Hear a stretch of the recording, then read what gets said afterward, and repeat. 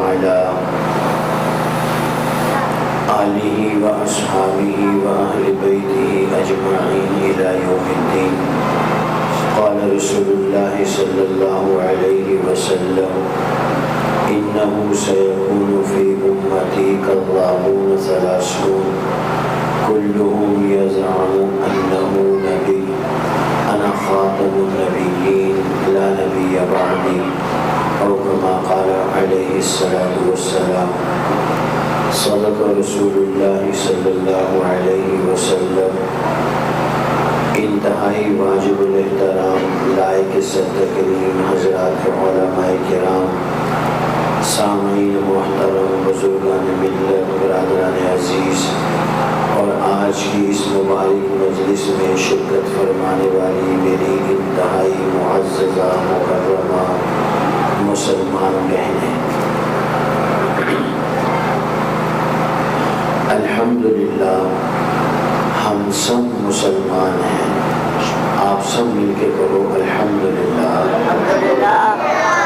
دن میں گاہے بگاہے اس عظیم ترین نعمت پر اللہ کا شکر ادا کیا کریں.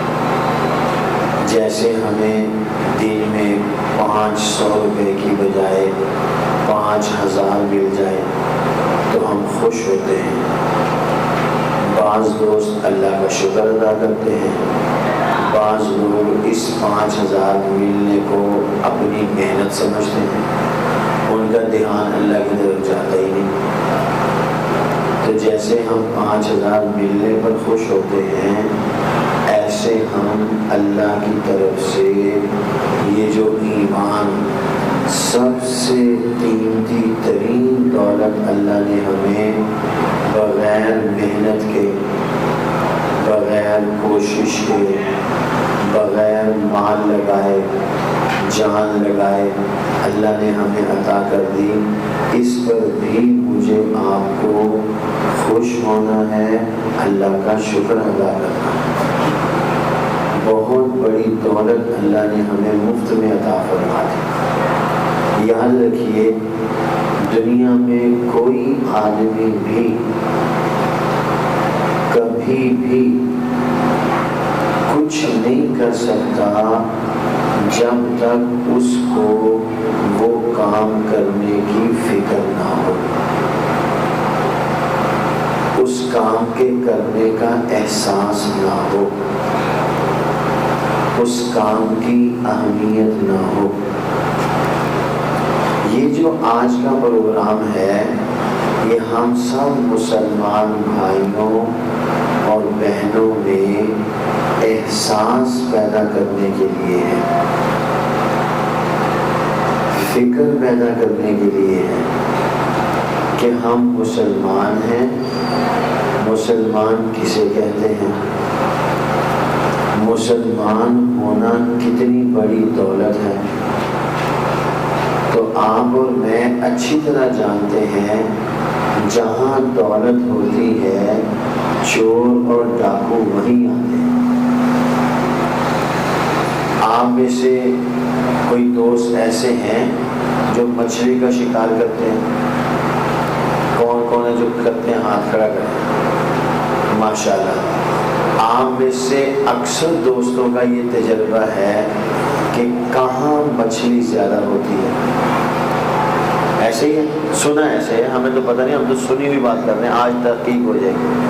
تو کیا آپ دوستوں میں کوئی ایسا دوست ہے جو ایسی جگہ پہ جا کے جال ڈالے جہاں مچھلی نہ ہو؟ بولو، جواب دو. ایسے نہیں کرنا. آپ کو پتہ ہے کہ آپ کے ہاں سمندر کو دریا کہتے ہیں، ہمارے ہاں دریا کو دریا کہتے ہیں، سمندر کو سمندر کہتے ہیں. آپ کے بقول دریا میں آپ کو معلوم ہے مچھلی کہاں زیادہ ہے. تو کوئی ایسا ساتھی جو مچھلی کا شکار کرتا ہو، وہ ایسی جگہ پر جا کے جال ڈالے گا جہاں مچھلی نہ ہو؟ کبھی بھی نہیں ڈالے گا. وہ کہے گا وقت ضائع کرنے والی بات ہے، چارہ ضائع کرنے والی بات ہے، اپنی ہمت قوت طاقت ضائع کرنے والی بات ہے، بیکار کام ہے. مچھلی ہے ہی نہیں، جال ڈالنے کا فائدہ؟ تو معلوم یہ ہوا جال وہاں ڈالا جائے گا جہاں مال ہوگا، چور وہاں آئے گا جہاں مال ہوگا، ایمان کا چور، ایمان کا ڈاکو، شیطان وہاں آئے گا جہاں ایمان ہوگا۔ جہاں ایمان ہی نہیں ہوگا وہاں شیطان نے کیا کرنا ہے؟ ایک آدمی تھا حضرت مولانا محمد علی جالندری رحمۃ اللہ علیہ کے زمانے میں، آواز سمجھ میں آ رہی ہے؟ بات سمجھ میں آ رہی ہے؟ تو اس نے مولانا محمد علی جالندری کو خط لکھا، پہلے مسلمان تھا، بدقسمتی سے بعد میں وہ قادیانی ہو گیا، مرتد ہو گیا۔ اس نے مولانا کو خط لکھا اور اس نے کہا کہ مولانا پہلے میں مسلمان تھا، اب میں قادیانی ہو گیا ہوں، اور قادیانیت مجھے سچی لگتی ہے۔ یہ اس کی چاچا جی اس کی گونج ختم کر، یہ جو ڈوں ہو رہی ہے نا وہ ختم کر۔ اس نے کہا مجھے قادیانیت سچی لگتی ہے، ابھی بھی ختم نہیں ہوئی۔ دلیل اس نے یہ دی کہ جب میں مسلمان تھا بے نمازی تھا، مسلمان تھا جھوٹ بولتا تھا، مسلمان تھا تو میرے اندر بہت سارے عیب پائے جاتے تھے۔ جب سے میں قادیانی ہو گیا ہوں، جھوٹ بولنا چھوڑ دیا، نماز پڑھنی شروع کر دی، سارے عیب ختم ہو گئے، تو مجھے قادیانیت سچی لگتی ہے۔ تو مولانا محمد علی جالندری رحمۃ اللہ نے اس کو جواب دیا اور فرمایا انا للہ و انا الیہ راجعون، ارے نادان تم سمجھے نہیں، جب تم مسلمان تھے تمہارے پاس ایمان کی دولت تھی، شیطان تمہیں آگے بہکاتا تھا، تم جھوٹ بولتے تھے، تم نماز چھوڑتے تھے، تم کم تولتے تھے۔ جب مسلمان تھے ایمان کی دولت تھی، ایمان کا ڈاکو شیطان آگے ڈاکہ لگاتا تھا۔ جب سے تم نے ایمان کو چھوڑ دیا، کفر اور ارتداد اختیار کر لیا، شیطان نے کہا یہ گھر تو خالی ہو گیا، اب یہاں آگے کیا کرنا ہے؟ ایمان پر ڈاکہ مارنے کے لیے آنا تھا، وہ رہا نہیں، اب کسی اور جگہ چلتے ہیں۔ بات سمجھ میں آ رہی ہے؟ تو جہاں مال ہوگا مچھلی والا شکار کے لیے وہاں جائے گا، جہاں مال ہوگا چور چوری کے لیے وہاں جائے گا۔ آپ نے کوئی ایسی چیز خریدنی ہے جو جوڑیا بازار سے ملتی ہے تو آپ لی مارکیٹ جائیں گے؟ بولو۔ آپ نے ایسی چیز خریدنی ہے جو بولٹن سے ملتی ہے، آپ جوڑیا جائیں گے؟ کیوں؟ جوڑیا بازار نہیں ہے، وہاں دکانیں نہیں ہیں، آپ کو جو چیز چاہیے وہ وہاں ہے ہی نہیں، تو آپ نے وہاں کیا کرنے جانا ہے؟ اب آپ میری بات سمجھ گئے؟ جہاں جس آدمی کی مطلوبہ چیز ہوگی وہ وہاں جائے گا۔ مجھے گھومنے پھرنے کا شوق ہی نہیں ہے، تو مجھے 10 دفعہ کوئی کہے یار ہم پکنک پہ جا رہے ہیں، تو میں کہوں گا تم تو پاگل ہو، پاگل ہو تم تو، یہ بھی کوئی کام ہے؟ کیوں؟ مجھے شوق ہی نہیں ہے۔ اور اگر مجھے شوق ہو، کوئی جائے نہ جائے، میں اپنے دوست کو لے کے اس کے ساتھ چلے جاؤں گا، بس 10 بندے نہیں جاتے نہ جائیں، مجھے کیا، میں اور میرا دوست بائک پہ بیٹھیں گے، جائیں گے، گھومیں گے پھریں گے، کھائیں گے پیئیں گے، آ جائیں گے۔ تو جس آدمی کو جو چیز جہاں سے ملے گی وہ وہاں جائے گا۔ مسلمان کو ایمان چاہیے تو ایمان والی جگہوں سے ملے گا۔ تو میں نے آپ نے اپنے ایمان کی حفاظت کرنی ہے، ایمان کے لٹیروں، ایمان کے چوروں، ایمان کے ڈاکوؤں سے۔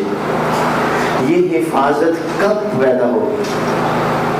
یہ حفاظت تب پیدا ہوگی جب مجھے آپ کو حفاظت کا احساس ہوگا، جب مجھے آپ کو اپنی دولت کے قیمتی ہونے کا پتہ ہوگا۔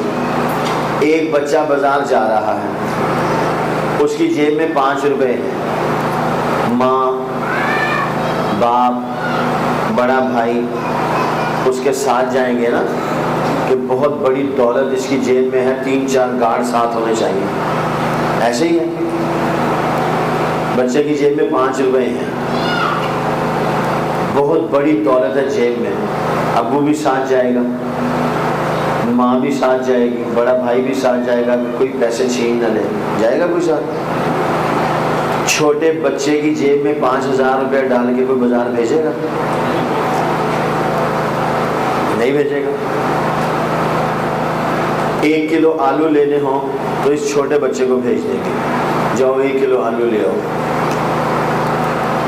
20 روپے کتنے روپے کلو ہے؟ ہمیں تو کبھی خریدا ہی نہیں، ہمیں پتہ ہی نہیں، ہمیں پتہ ہی نہیں ہے۔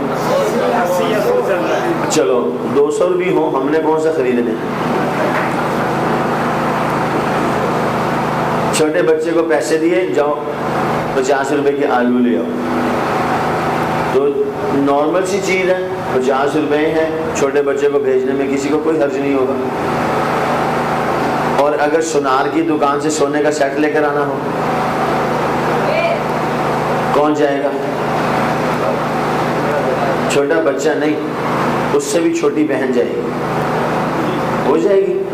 نہیں، والد خود جائے گا، بڑے بیٹے کو ساتھ لے کے جائے گا، سوچ سمجھ کے دائیں بائیں ماحول کا جائزہ لے کے، وقت دیکھ کے، تیاری کر کے مکمل 5-6 لاکھ روپے کا سیٹ ہے وہ لے کر آنا ہے۔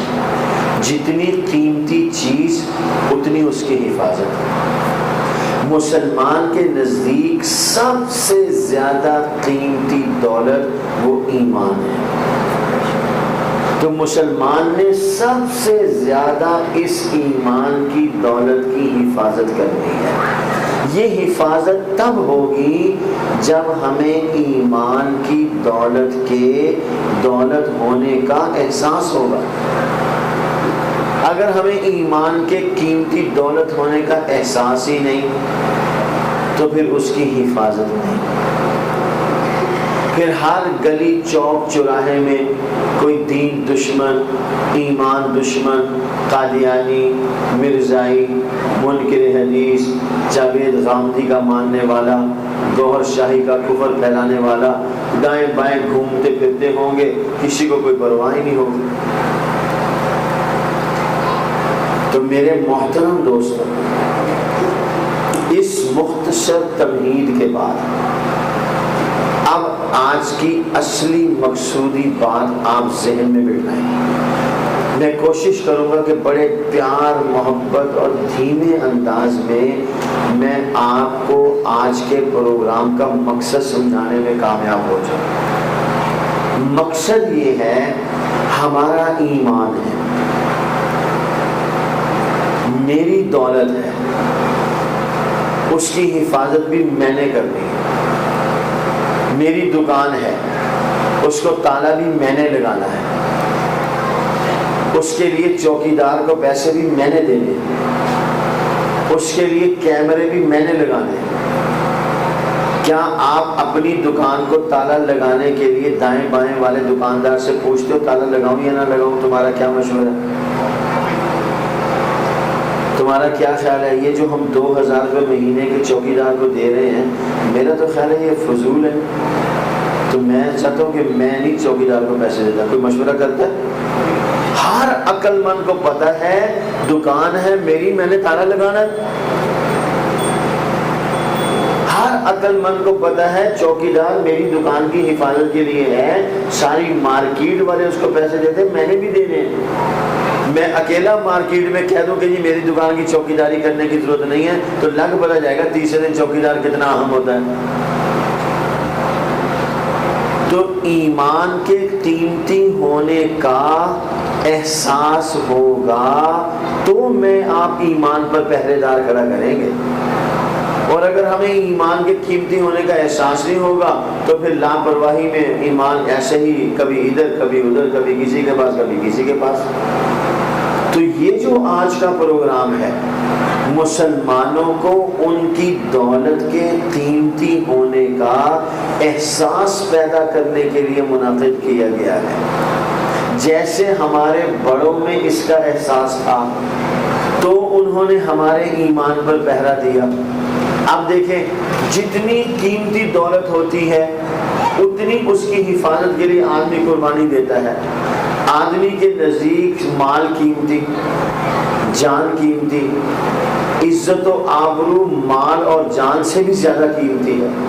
تو آدمی اپنی ماں، بہن، بیٹی، بیٹے کی عزت و آبرو کے حفاظت کے لیے اپنی جان دے دیتا ہے، اپنی جان دے دیتا ہے. تو مسلمان کے نزدیک مال سے زیادہ قیمتی جان، جان سے زیادہ قیمتی عزت و آبرو، مال، جان، عزت و آبرو سے زیادہ قیمتی ایمان. جب آدمی اپنی عزت پر اپنی جان قربان کر دیتا ہے تو اس سے زیادہ قیمتی ایمان ہے، تو وہ ایمان کی بقا کے لیے تو اپنی جان اس سے بھی زیادہ آسانی سے قربان کر دے گا. تو مسلمانوں نے ایمان کی حفاظت کے لیے سب سے قیمتی ترین جو متاع تھی اپنی جان، وہ بھی قربان کی. اب آپ صحابہ کرام رضوان اللہ علیہ مجمعین سے دیکھتے چلے آئیے، آج کے دور تک ایمان، اللہ اور اللہ کے رسول پر ایمان کی حفاظت کے لیے مسلمانوں نے ہر چیز کی قربانی دی. میرا آپ کا ایمان ہے حضرت محمد صلی اللہ علیہ وسلم ہی اللہ تعالیٰ کے آخری نبی ہیں. آپ صلی اللہ علیہ وسلم کے بعد کسی بھی قسم کا کوئی اور نیا فرد بشر اسے نبوت اور رسالت کا منصب نہیں دیا جائے گا.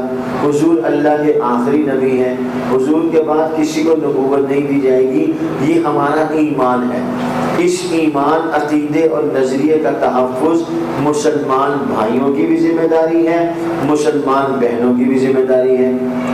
ایمان اسلام مرد کا بھی ہے، ایمان اسلام عورت کا بھی ہے، بڑے کا بھی ہے، چھوٹے کا بھی ہے، بوڑھے کا بھی ہے، جوان کا بھی ہے. جب سب کا ایمان، عقیدہ، نظریہ ہے تو ہر ایک نے اپنی اپنی جگہ پر ایمان، عقیدے، نظریے کی فکر کرنی ہے. ڈاکٹر کے لیے بھی ایمان، عقیدہ، نظریہ، تاجر کے لیے بھی ایمان، عقیدہ، نظریہ، انجینئر کے لیے بھی ایمان، عقیدہ، نظریہ. دنیا کے ہر طبقے سے تعلق رکھنے والے ہر مسلمان کا کام ہے اپنے ایمان، اپنے عقیدے، اپنے نظریے کا تحفظ. ایسے ہی بھائیوں کا، ایسے ہی بہنوں کا. تو ہمارا ایمان حضور اللہ کے آخری نبی ہیں، ایک بات. دوسری بات، حضور نے فرمایا میرے بعد سچے نبیوں کا سلسلہ تو اللہ نے بند کر دیا. میری تشریف آوری پر اللہ تعالیٰ کی طرف سے جنہیں نبوت کا منصب ملتا تھا وہ تو پورے ہو گئے. اب میرے بعد کسی اور سچے نبی نے نبوت اور رسالت کا تاج پہن کر آنا نہیں. اب میرے بعد جھوٹے آئیں گے. چونکہ میرا دین آخری ہے، یہ قیامت تک رہے گا. میری شریعت آخری ہے، یہ قیامت تک رہے گی. میری کتاب آخری ہے، یہ قیامت تک رہے گی. تو یہ لازوال، با وفا، بے مثال دولت ہے، انلیمیٹڈ. اس دولت کو چھیننے کے لیے درمیان میں بالکل یوں سمجھ لیں کہ ایک نہر جا رہی ہے، پاک، صاف، طیب، طاہر، اجلے، نکھرے، شفاف پانی کی. وہ نہر ہے محمد الرسول اللہ کے دین کی، وہ نہر ہے محمد الرسول اللہ کی شریعت کی، وہ نہر ہے قرآن کریم کی. وہ جا رہی ہے تسلسل کے ساتھ. اب اس کے ساتھ کوئی نئی صاف شفاف اجلی نکلی پاک طیب طاہر نہر تو آئے گی نہیں، بنے گی نہیں. اب ہوگا کیا؟ اس صاف شفاف اجلی نکلی طیب طاہر نہر کو گدلا کرنے کے لیے، اس کو خراب کرنے کے لیے، اس کو بدبودار کرنے کے لیے دائیں بائیں سے ایسے لوگ اٹھیں گے جو اپنا گٹر والا پانی اس پاک شفاف صاف ستھری نہر میں ڈالنے کی کوشش کریں گے. تو اللہ کے نبی نے فرمایا یہ میری نبوت اور رسالت کی پاک صاف شفاف اجلی نکلی نہر قیامت کی صبح تک قائم اور دائم رہے گی۔ ایک کام تو یہ کرنا ہے، اسے پاک صاف نہر کو اپنے لیے لازم پکڑنا ہے۔ دوسرا کام یہ کرنا ہے، گدلا، گندا، بدبودار، ناپاک پانی اس میں مکس ہونے سے تم نے روکنا ہے۔ کیا مطلب؟ نمبر 1 اپنا ایمان، عقیدہ، نظریہ مضبوط کرنا ہے۔ نمبر 2 جھوٹے نظریے رکھنے والوں کو اپنے ایمان میں مداخلت کرنے سے روکنا ہے۔ بات سمجھ میں آ رہی ہے؟ بڑی آسان سی بات ہے، کوئی مشکل کام نہیں ہے۔ اس ایمان کی نہر کو، اس ایمان کی نہر میں اپنے آپ کو شامل کرنا ہے۔ اس ایمان کی پاک صاف ستھری اجلی نکھری نہر میں گدلے پانی کو، بدبودار پانی کو شامل ہونے سے روکنا ہے۔ اس کو عام لفظوں میں میں نے سادہ سے لفظوں میں یوں بیان کیا، اگر آپ اس کو علمی لفظوں میں کہیں گے تو یہ ہے امر بالمعروف اور نہی عن المنکر۔ امر بالمعروف کیا ہے؟ ایمان، عقیدہ اور نظریہ۔ نہی عن المنکر کیا ہے؟ اس ایمان، عقیدے اور نظریے میں اس عقیدے اور نظریے کی اینٹی چیزوں کو داخل ہونے سے روکنا۔ کیا مطلب؟ توحید میں شرک کو روکنا، توحید کے اندر شرک کی آمیزش کو روکنا، توحید فی نبوت میں، توحید فی ختم نبوت میں جھوٹے مدعیان نبوت کے جھوٹے دعوے کو گھسنے سے روکنا، قرآن کریم کے اندر غلط چیزوں کو شامل کرنے سے روکنا۔ یہ نہی عن المنکر ہے۔ یہ مسلمان کا کام ہے، مسلمان مرد ہو اس کا کام ہے، مسلمان عورت ہو اس کا کام ہے۔ چنانچہ میرا آپ کا ایمان، حضور اللہ کے آخری نبی ہیں، حضور علیہ السلام کے بعد کسی بھی قسم کا کوئی اور نیا نبی پیدا نہیں ہوگا۔ ایک بات یاد ہوگی اس وقت تک کی گفتگو کا خلاصہ۔ نمبر 1 حضرت محمد الرسول اللہ صلی اللہ علیہ وسلم ہی اللہ تعالیٰ کے آخری نبی ہیں۔ آپ صلی اللہ علیہ وسلم کے بعد کسی بھی قسم کا کوئی اور نیا نبی پیدا نہیں ہوگا۔ دوسری بات، حضور نے فرمایا ان قریب میری امت میں 30 کذاب دجال آئیں گے، سب سے بڑے جھوٹے، سب سے بڑے دھوکے باز۔ ان 30 کذابوں دجالوں میں سے ہر ایک میرے بعد اپنے آپ کو نبی کہے گا۔ وہ نبی ہوگا نہیں، وہ جھوٹ بولے گا، دھوکہ دے گا، دجل کرے گا۔ تم میری اس بات کو یاد رکھو، انا خاتم النبیین، میں محمد ہی اللہ کا آخری نبی ہوں۔ کیا مطلب اس کا؟ لا نبی بعدی، میرے بعد اللہ کسی اور نئے فرد بشر کو نبوت کا منصب نہیں دیں گے۔ اتنی بات سمجھ میں آ گئی؟ 2 باتیں ہوگی۔ تیسری بات، اسی دوسری بات سے تیسری بات سامنے سمجھ میں آ رہی ہے کہ ایسے بہت سارے لوگ آئے جنہوں نے نبی پاک صلی اللہ علیہ وسلم کے بعد نبوت کا دعویٰ کیا۔ انہی جھوٹوں میں سے ایک جھوٹا ہندوستان کی سرزمین پر مرزا غلام احمد قادیانی کے روپ میں رونما ہوا۔ اس جھوٹے مدعی نبوت مرزا غلام قادیانی نے جھوٹا دعویٰ نبوت کیا۔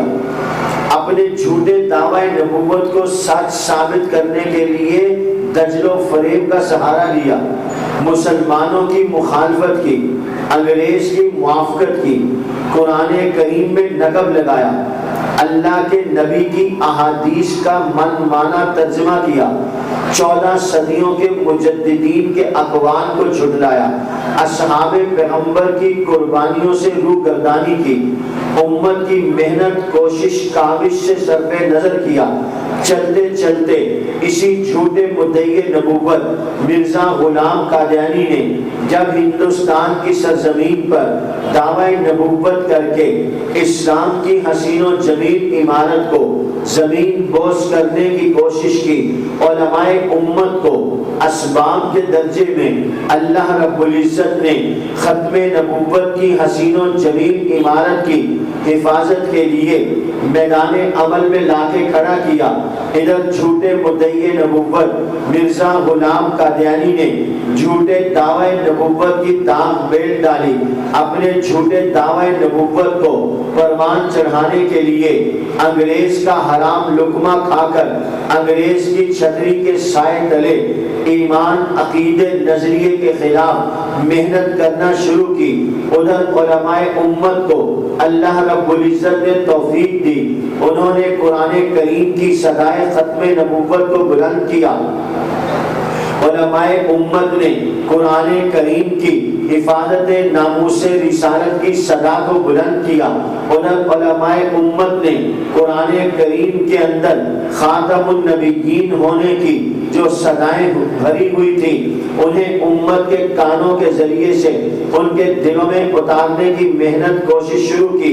نبی علیہ السلام کی احادیث مبارکہ کے اندر ختم نبوت کا عقیدہ جو رکھا گیا تھا علماء امت نے مسلمانوں کے سامنے اسے رکھا۔ رب کائنات نے کرم کیا، علماء میدان میں آئے، عوام کے سامنے اللہ اور اللہ کے رسول کی پکار کو رکھا، اللہ کے قانون کو رکھا، قرآن کی صدا کو رکھا، نوائے قرآن کو رکھا۔ انہوں نے اس صدا کو لیا، اپنے دلوں کی تختی پر اسے نقش کیا۔ جھوٹے مدعی نبوت مرزا غلام قادیانی کے جھوٹے پیغام سے اپنے آپ کو بچانے کے لیے محنت کوشش کی۔ علماء آواز لگاتے رہے، لوگ ملتے رہے، قافلہ بنتا رہا، کارواں چلتا رہا، یہاں تک کہ پاکستان مارز وجود میں آ گیا۔ پاکستان کی سرزمین پر ہندوستان سے قادیانی فتنہ منتقل ہوا۔ 1949 میں امیر شریعت سید عطا اللہ شاہ بخاری نے اپنی بکھری ہوئی طاقت کو، اپنی بکھری ہوئی قوت کو ایک مرتبہ پھر اللہ کے نبی کی ختم نبوت کے تحفظ کے لیے، تحفظ ناموس رسالت کے لیے، دفاع ختم نبوت کے لیے ملتان کی سرزمین پر حسین آگاہی علاقے کے اندر سراجہ مسجد میں ایک مرتبہ پھر جمع کیا۔ مسلمان ہندوستان میں رہ گئے، کچھ علماء ہندوستان میں رہ گئے، کچھ مسلمان پاکستان آ گئے، کچھ علماء پاکستان آ گئے۔ پاکستان کے علماء کو 1949 میں مجلس تحفظ ختم نبوت کے نام سے شاہ جی نے ایک مرتبہ پھر اللہ کے نبی کی عزت اور ناموس کے تحفظ کے لیے جمع کیا، امت کو اکٹھا کیا، آواز لگانی شروع کی۔ بدقسمتی سے پاکستان کا پہلا وزیر خارجہ ظفر اللہ قادیانی تھا، جو انتہائی متعصب قادیانی تھا، جنونی بدبودار قادیانی تھا۔ قادیانیت اس کے دل و دماغ کے رگ و ریشے میں کوٹ کوٹ کے بھری ہوئی تھی، پاگل کتے کی طرح سرگرداں رہتا تھا۔ اس کی حرکتوں کا امیر شریعت نے نوٹس لیا، ان کے سدے بام کے لیے علماء کو جمع کیا، عوام کے اندر اپنی آواز کو ایک مرتبہ پھر للکار کی صورت میں پھیلایا۔ 1952 میں بشیر الدین محمود نے کہا بلوچستان رقبے کے اعتبار سے سب سے بڑا صوبہ ہے، کم از کم ایک صوبے پر قادیانی حکومت قائم کی جائے۔ امیر شریعت نے بشیر الدین محمود کے مقابلے میں 1953 کو اپنا سال کہا اور بشیر الدین سے کہا، بشیر الدین 52-13 تھا، گزر گیا ہے، 53 عطا اللہ شاہ بخاری کا ہوگا۔ پھر چشم فلک نے دیکھا، 1953 کی تحریک ختم نبوت چلی، جس میں آپ جیسے ایمان والے بھائی، آپ جیسی ایمان والی بہنیں، آپ جیسے باپ، آپ جیسی مائیں اللہ کے نبی کے عشق و محبت میں چور چور ہو کر، اللہ کے نبی کے عشق و محبت میں غرق ہو کے، تلک الایام نداولها بین الناس، اصحاب پیغمبر کی جیتی جاگتی عشق پیغمبر کی تصویر بن کے ایک مرتبہ پھر مسلمان میدان عمل میں اترا۔ ادھر مرزا غلام قادیانی کے چیلوں نے پاکستان کی سرزمین پر قادیانیت کو مضبوط کرنے کے خواب دیکھنے شروع کیے۔ میرے آپ کے بزرگوں نے ان کے خواب کو بھی شرمندہ تعبیر ہونے نہیں دیا، چہ جائے کہ وہ جیتے جاگتے عملی طور پر کوئی کام کرتے۔ عطا اللہ شاہ بخاری نے 1953 کی تحریک ختم نبوت کی صدا لگائی۔ یہ بات بہت آسانی سے کہہ دی جاتی ہے، اس سے زیادہ آسانی سے سن کر ہضم کر لی جاتی ہے کہ 10,000 نوجوان مسلمان شہید ہوا۔ میں نے کہا کہ بہت آسانی سے کہہ دی جاتی ہے، بہت آسانی سے ہضم کر لی جاتی ہے۔ کاش کہ آپ کو پتا ہوتا ایک ماں کے بیٹے کی کیا حیثیت ہے، ایک باپ کے بیٹے کی کیا حیثیت ہے، اس ماں کے دل میں اپنے ایک بیٹے سے متعلق کیا جذبات ہیں، اس باپ کے اندر اپنے ایک بیٹے سے متعلق مستقبل کی کیا امنگیں ہیں، مستقبل کی کیا پلاننگ ہے۔ کاش میں نے آپ نے ذرا تنہائی میں بیٹھ کے چشم تصور اس کام اور آواز کی طرف لگا کر مبذول کیا ہوتا کہ 10,000 نوجوان مسلمان، کیا مطلب 10,000 ماؤں کے بیٹے، 10,000 باپوں کی لاٹھیاں، نہ جانے کتنی بہنوں کے بھائی، نہ جانے کتنوں کے سہاگ، وہ اللہ کے نبی کی ناموس پر آن کے آن پلک جھپکتے ہوئے دفاع ناموس رسالت کی صدا پر اپنی جان، اپنا خون اللہ کے نبی کے نام پہ قربان کر کے بارگاہ رسالت معاب میں سرخرو ہو گئے۔ بظاہر 1953 کی تحریک ختم نبوت اس وقت کے نام نہاد مسلمان حکمرانوں نے گولی کے زور سے دبا دی، لیکن یہ عشق کی آگ تھمتی ضرور ہے، ختم نہیں ہوتی۔ عشق کی چنگاری بظاہر وقتی طور پر آپ کو تھمی ہوئی نظر آئے گی، لیکن یہ کہ مسلمان کے دل و دماغ سے اللہ کے نبی کا عشق، اللہ کے نبی کے اصحاب کی محبت، ازواج پیغمبر کی محبت، آل پیغمبر کی محبت، بنات پیغمبر کی محبت، نبی کے جان نثاروں کی محبت ایمان والے کے دل سے کم ہو جائے، ایسے نہیں ہو سکتا۔ یہ عشق و محبت کی چنگاری اس وقت کے نام نہاد حکمرانوں نے قوت طاقت گولی کے زور سے دبانے کی کوشش کی، دبی ضرور مگر بجھی نہیں، دبی ضرور مگر ختم نہیں ہوئی، سرے سے اس کا وجود مٹ گیا ہو، ایسے نہیں ہوا۔ یہ عشق و محبت کی آگ اندر ہی اندر کام کرتی رہی، یہاں تک کہ 22 مئی 1974 کو مسلمان طلبہ کرام کی قادیانیوں کے ساتھ گوا اسٹیشن، جس کا موجودہ نام چناب نگر ہے، تو تکار ہوتی ہے، بحث مباحثہ ہوتا ہے، قریب تھا کہ لڑائی ہو جائے، ٹرین چل پڑتی ہے۔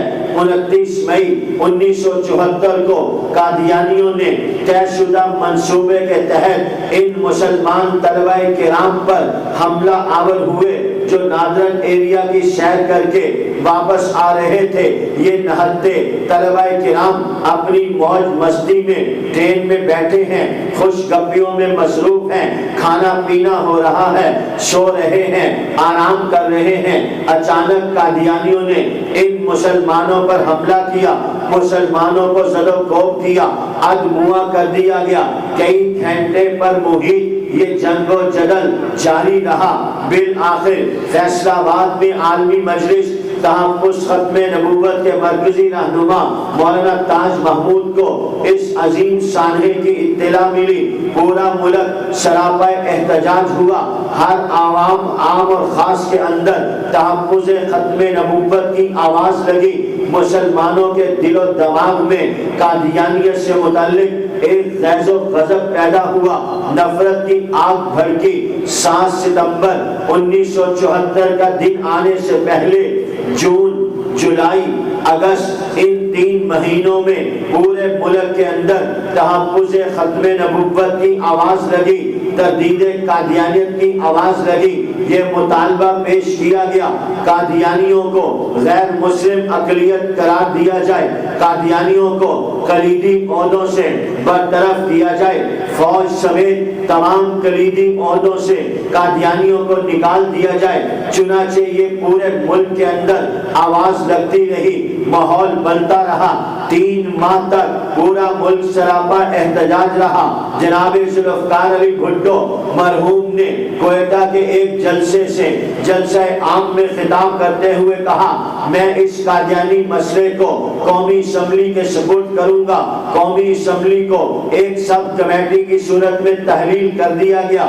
چنانچہ 13 دن اسمبلی کے فلور پر، 11 دن قادیانیوں سے متعلق بحث ہوئی، 2 دن لاہوری مرزائیوں سے متعلق بحث ہوئی۔ بالآخر پورا ایوان تمام نشیب و فراز کو مد نظر رکھتے ہوئے، تمام اونچی اور نیچی چیزوں پر گہری سوچ و فکر کرتے ہوئے قادیانیوں کے ایک ایک کفر کو پورے ایوان کے سامنے پیش کیا گیا، جو مرزا ناصر کے ظاہری وجود کو دیکھ کر مفتی محمود کی طرف اشارہ کر کے کہتے تھے اس شکل کو دیکھو، اور مفتی محمود کی بات کو سنو، یہ سر پہ کپڑا باندھا ہوا ہے، منہ میں بال بڑھائے ہوئے ہیں، سفید لباس پہنا ہوا ہے۔ مفتی محمود اور اس کے دیگر ساتھی کہتے ہیں یہ کافر ہے۔ مفتی صاحب کہتے ہیں اسمبلی میں یہ موقع میرے لیے سب سے مشکل ترین موقع تھا کہ ناصر کی ظاہری شباہت اس ایمان والوں کو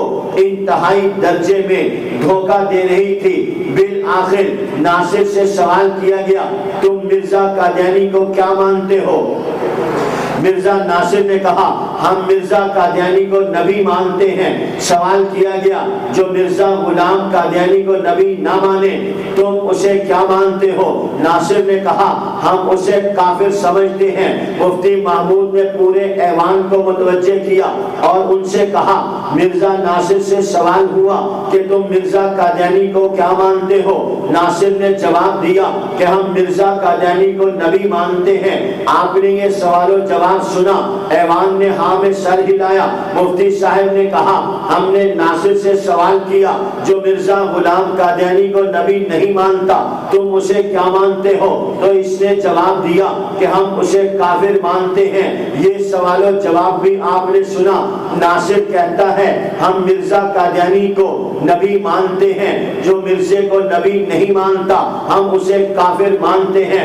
اب میرا ایوان سے سوال ہے کہ آپ میں سے کون سا ایک ایسا آدمی ہے جو مرزا قادیانی کو نبی مانتا ہے؟ تو تمام احباب نے ہاتھ لہرا کے کہا ہم مرزا غلام قادیانی کو نبی نہیں مانتے۔ مفتی صاحب کہتے ہیں میں نے کہا ناصر کہتا ہے جو مرزا قادیانی کو نبی نہیں مانتا وہ کافر ہے، تو مرزا ناصر کے بقول آپ مرزا قادیانی کو نہ ماننے کی وجہ سے کافر ہیں۔ یہ ایوان 10 منٹ پہلے ناصر کی ظاہری شکل و صورت کو دیکھ کر مفتی صاحب کو عجیب و غریب نظر سے دیکھتا تھا۔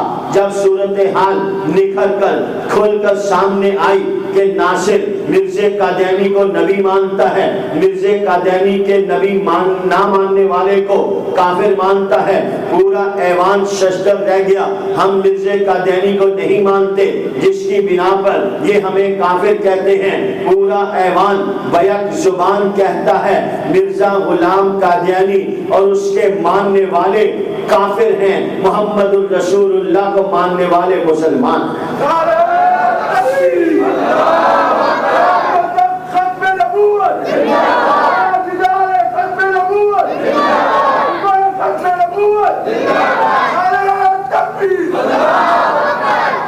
میرے محترم دوستو، قادیانی فتنہ 7 ستمبر 1974 کو اپنے منطقی انجام تک پہنچ گیا۔ جناب ذوالفقار علی بھٹو مرحوم نے قادیانیوں کے کفر پر دستخط کر دیے اور 7 ستمبر 1974 کا دن پاکستان کی تاریخ میں ایسا عظیم دن ہے۔ 14 اگست میں اور آپ کہتے ہیں پاکستان مارز وجود میں آیا، پاکستان کا عظیم دن ہے۔ 6 ستمبر دفاع پاکستان ہے، عظیم دن ہے۔ علامہ اقبال کی پیدائش کا دن عظیم دن ہے، قائد اعظم کی پیدائش کا دن عظیم دن ہے۔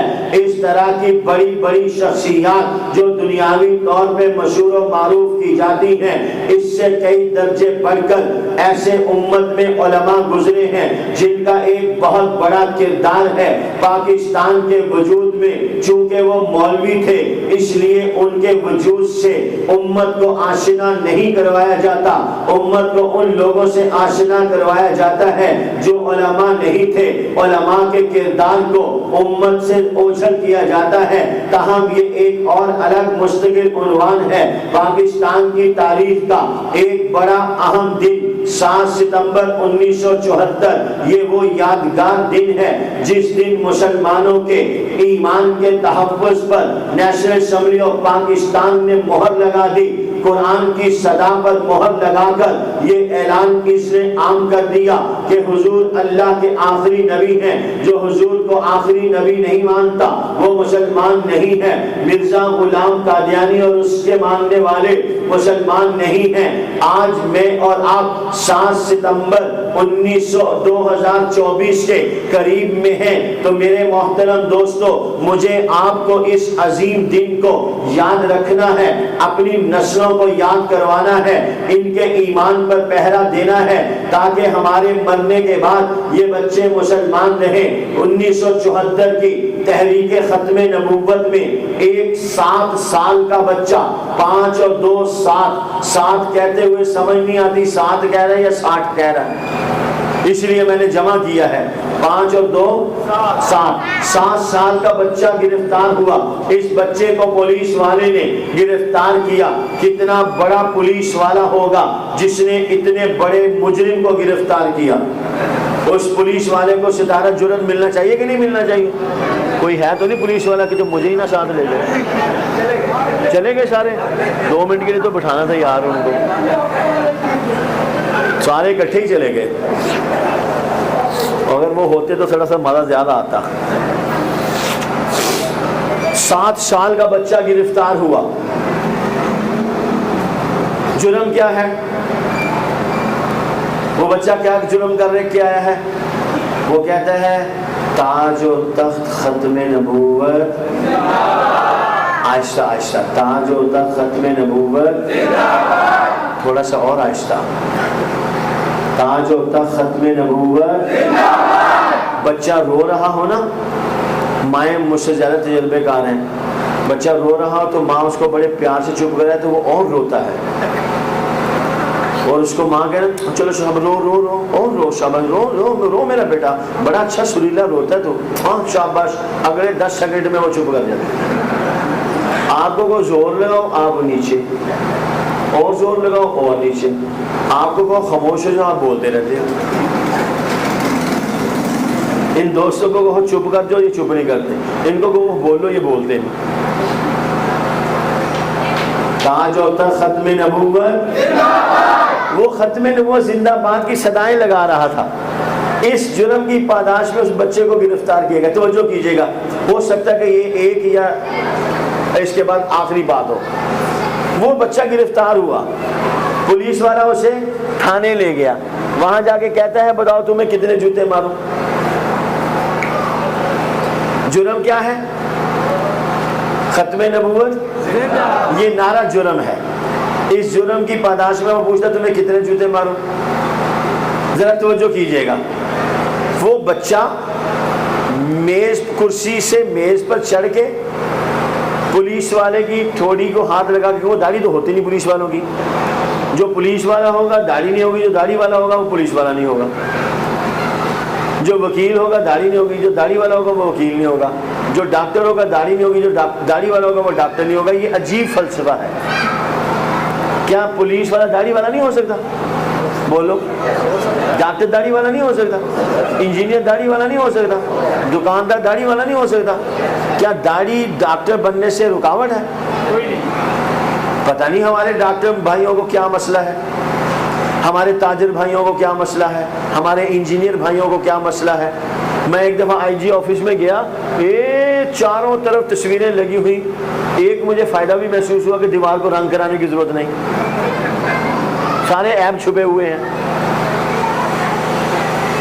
ڈھونڈنے سے ایک بھی آئی جی سندھ مرد نظر نہیں آیا. وہ علامہ ڈاکٹر خالد، اچھا چلو چھوڑ دیتے ہیں یہ بات، بہنیں بھی بیٹھی ہیں نا، یاد آ گیا مجھے. تو میں یہ عرض کر رہا تھا، تو پولیس والا کہتا ہے بتاؤ تمہیں کتنے جوتے ماروں؟ اس بچے نے پولیس والے کی منت نہیں کی، رویا، شور نہیں کیا، یہ بھی نہیں کیا، یہ بھی نہیں کیا. فی الحال رکھو، باقی حساب کتاب بعد میں کریں گے. یہ بھی نہیں کیا. کوئی ایسا کام نہیں اس بچے نے کیا. یہ نہیں کہا کہ میرے گھر کا نمبر یہ ہے، میرے والد کو بلاؤ وہ مجھے ضمانت پہ رہا کرا کے لے جائیں. بچہ اس پولیس والے کو کہتا ہے مجھے اتنے جوتے مارو اس جرم میں جتنے جوتے تم قیامت والے دن برداشت کر سکو. اتنی بات سن لی آپ نے؟ سن لی. اب اس پر ایک سوال. میرا دل یہ کہتا ہے کہ یہ 7 سال کا بچہ اتنی باتیں نہیں کر سکتا, اس کو اتنی سوچ ہی نہیں ہے. اس نے یہ جو باتیں کی ہیں یہ اس کے ماں باپ کی محنت کا نتیجہ ہے, یہ ماحول کا اثر ہے. 2 چیزیں ہوتی ہیں, ایک گھر کی تربیت اور ایک باہر کا ماحول. گھر میں ایمان کی تربیت ملے, باہر مسجد اور مدرسے کا ماحول ملے, بچے کا ایمان بچ گیا. گھر میں ایمان کی تربیت ہے نہیں, باہر مسجد اور مدرسے جانا نہیں, تو پھر اللہ ہی بچا لے تو بچا لے, اسباب کے درجے میں یہ نہیں بچ سکتا. یہ جو بچہ بول رہا ہے, یہ جو بچے قربانی دے رہے ہیں, یہ جو بچے گولیاں کھا رہے ہیں, یہ جو علماء شہید ہو رہے ہیں, اللہ کی توفیق تو ہے ہی ہے, اسباب کے درجے میں ماں باپ کی زندگی کا عمل دخل ہے. بس اگر آپ سارے بھائی اور بہنیں آخر میں یہ جملے لے لیں کہ اگر میں آپ اپنے اندر اللہ کے نبی کی عزت و ناموس کے تحفظ کا احساس پیدا کریں گے تو یہ احساس اولادوں میں منتقل ہوگا. اگر ہمارے اندر دین کی حفاظت کا احساس پیدا نہ ہوا تو پھر ان چھوٹے معصوم بچوں کا کوئی قصور نہیں ہے.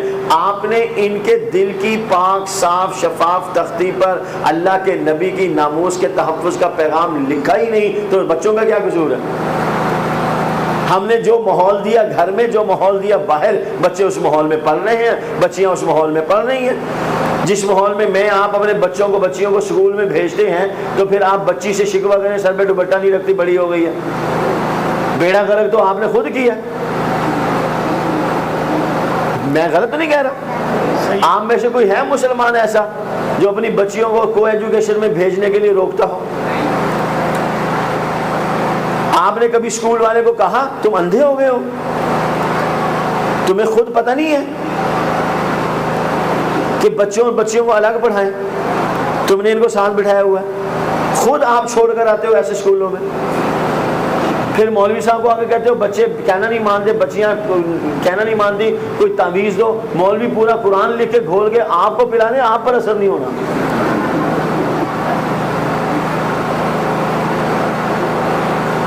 میں تو حیران اور پریشان ہوتا ہوں, کوئی ایک مسلمان نہیں ہے جو ان مسلمانوں کے پاس جا کے کہے یار تم بچوں کے اسکول الگ نہیں بنا سکتے. آپ اور میں سارے مل کے ایسے اسکولوں کا بائیکاٹ کر دیں. اسی علاقے کا کیا نام ہے؟ کھڈا مارکیٹ. ایسے اسکولوں کا میں اور آپ مل کے بائیکاٹ کر دیں جس میں بچوں کو مخلوط پڑھایا جاتا ہے. میں لکھ کے دیتا ہوں 15 دن بائیکاٹ کر دیں, یہ سارے اسکول والے الگ الگ کر دیں گے. ان کا بزنس ہے یہ. جس دکاندار کا بزنس جس وجہ سے خراب ہوتا ہے, دکاندار اس وجہ کو برقرار رکھتا ہے یا ختم کرتا ہے؟ بولتے نہیں. تو یہ بھی ٹھیک ہو جائیں گے. انہیں جو ذہن دیا گیا انہوں نے وہ لے لیا, انہوں نے ہمیں جو ذہن دیا ہم نے لے لیا, تو معاملہ ٹھیک کیسے ہوگا؟ تو میرے مسلمان بھائیوں اور بہنوں, یہ ہمارے ہاتھ میں ہے کھیل سارا. میرے اپنے ہاتھ میں ہے ڈور. میں پتنگ کو جتنا اونچا اڑانا چاہوں وہ ڈالوں اور جہاں توڑنا چاہوں توڑ دوں. آئیے میں اور آپ مل کے سارے اس بات کا تہیہ کریں, خود ایمان والے بنیں, اپنے بچوں کو ایمان والا بنائیں, اپنی بچیوں کو ایمان والا بنائیں. اس عمر میں ان کے دل کی تختی پر اللہ اور اللہ کے رسول کے عشق و محبت کا سبق لکھو. فتنوں سے ان کو آگاہ کرو. قادیانی فتنہ, مرزائی فتنہ, اصحاب پیغمبر کے دشمنوں کا فتنہ, الیاذ باللہ منکرین حدیث کا فتنہ, گوہر شاہی کا فتنہ. گھر میں اپنا ماحول بناؤ, ان کو کھڑے 1 نمبر مال سے اتنا متعارف کروا دو کہ دنیا میں کہیں ان کے سامنے کھوٹا 2 نمبر مال آئے تو یہ کہیں گے یہ کھوٹا 2 نمبر مال ہے, 1 نمبر مال ہمارے ماں باپ نے ہمارے دل و دماغ میں بٹھا کے بھیجا ہے. کوشش کریں گے. کوئی اور بات, کوئی ہدایات مزید آپ نے دینی ہو؟ اللہ تعالیٰ مجھے اور آپ کو عمل کرنے کی توفیق عطا فرمائے. ویسے آپ کو کچھ بات سمجھ نہیں آئی جو میں نے شور ڈالا ہے؟ ایسے تو نہ ہونا کہ بکرے کی جان کی مرغے والی آپ بات نہیں رہی، دیسی بکرا آ گیا ہے، اس کی جان کی کھانے والے کو مزہ نہیں آیا. کچھ سمجھ میں آ گئی بات؟ حضور اللہ کے سارے بولو زور سے. 3 کام ہے ہر مسلمان بھائی اور بہن کے ذمہ. نمبر 1، اس پیغام کو عام کرنا ہے حضور اللہ کے، سارے نہیں بولتے. اب بہنوں کا مجھے پتہ نہیں وہ سو رہی ہیں کہ جاگ رہی ہیں، یہ تو اللہ ہی جانتا ہے، پتہ نہیں بول رہی ہیں کہ نہیں بول رہی. چلو اچھا گمان رکھتے ہیں جاگ بھی رہی ہوں گی اور خاموش بھی ہوں گی اور بول بھی رہی ہوں گی. نمبر 1 حضور اللہ کے. نمبر 2 قادیانی مسلمان، اس پیغام کو عام کرنا ہے قادیانی مسلمان. نمبر 3 قادیانی مصنوعات استعمال کرنا جائز. شیزان ملتا ہے جوس پیتے ہیں جی جی جی جی، شیزان جوس، شیزان بوتل، جام، جیلی، اچار، چٹنی، مربے. مفت کی شراب قاضی کے لیے بھی حلال. ادھر ادھر دیکھ کے شیخ بھی داخلے میں خانہ ہو گیا، باتوں باتوں میں جی کو بہلا کے پی گیا. قادیانی مصنوعات استعمال کرنا جائز. آپ کے پورے علاقے میں اگر کوئی مسلمان بھائی شیزان جوس بیچتا ہو، شیزان بوتل بیچتا ہو، قادیانیوں کی چیز بیچتا ہو، اس کو بڑے پیار اور محبت سے جا کے سمجھانا ہے کہ نہیں بھائی، تو بھی مسلمان ہم بھی مسلمان، ہم تیری دکان سے سودا خریدتے ہیں، تو نے شیزان نہیں بیچنا. 1 دفعہ 2 دفعہ 4 دفعہ 10 دفعہ اس کو سمجھاؤ. نہ سمجھے تو اس کو کہو بھائی ہم تیری دکان سے سودا نہیں لیں گے. نہ سمجھو تو اوروں کو بھی بتانا شروع کرو کہ اس کی دکان سے سودا نہیں لینا. کوئی دکاندار بیٹھا ناراض تو نہیں ہوگا؟ میں اس کے فائدے کی بات کر رہا ہوں یا نقصان کی؟ یہ اس کے فائدے کی بات ہے. آج وہ شیزان بیچے گا، کل اللہ کے نبی اس کو پکڑ لیں گے. آج شیزان کا بائیکار کرے گا، کل اللہ کے نبی اس کو ہاتھ سے پکڑ کے جنت میں بھیج دیں گے. اس نے میرے نام پہ روزی چھوڑی، شیزان کو چھوڑا. ویسے میری محبت میں شیزان کو چھوڑا، مرزا قادیانی کی نفرت میں اس نے شیزان کو چھوڑا. اس لیے اللہ کے نبی اپنے اس محبوب کے لیے اللہ کے دربار میں دعا فرمائیں گے، اللہ اس کی مغفرت فرمائیں گے، اس کو جنت میں بھیج دیا جائے گا. اس کے نفع کی بات ہے. تو آپ کوشش کریں گے. 3 کام ہر بھائی بہن مرد عورت کے ذمہ ہے. حضور اللہ کے آخری نبی، اس پیغام کو عام کرنا ہے. قادیانی مسلمان نہیں، اس پیغام کو عام کرنا ہے. قادیانی کی چیزیں استعمال کرنا جائز نہیں ہے. 7 ستمبر 1974 کو فیصلہ ہوا، 7 ستمبر 2024 کو 50 سال ہو جائیں گے. مشہور و معروف 50 ایئرز گولڈن جوبلی. 50 سال پہ گولڈن جوبلی ہوتی ہے، 25 سال پہ سلور جوبلی ہوتی ہے، 50 پہ گولڈن جوبلی، 75 پہ پلاٹینیم جوبلی اور 100 پہ ڈائمنڈ جوبلی. 100 پر تو کسی نے پہنچنا ہی نہیں دیا، کوئی جوبلی ہے ہی 100 تک تو کسی. ہاں جی 100 پر 100 والے بھی مشکل ہی ہیں، اس لیے ہم اپنی ساری حسرتیں 50 پر ہی پوری کرتے ہیں. تو 7 ستمبر 2024 کو لاہور میں عظیم الشان فقید المثال عاشقان پیغمبر غلامان مصطفیٰ شمع رسالت کے دیوانوں پروانوں کا ایک اجتماع ہو رہا ہے. اچھا آپ میں سے کبھی کوئی لاہور گیا ہے؟ جو لاہور گئے ہاتھ کھڑا کرو. بس اگلا سوال، کرایہ لگا یا مفت گئے؟ جو مفت گئے وہ ہاتھ کھڑا کرے. وہ میرا بھائی مفت بغیر ٹکٹ کے گئے تھے، ڈبے بدل گئے یا کوئی اور لے کر گئے تھے؟ ہاں بارات میں. اب پھر کسی کی بارات تیار کریں.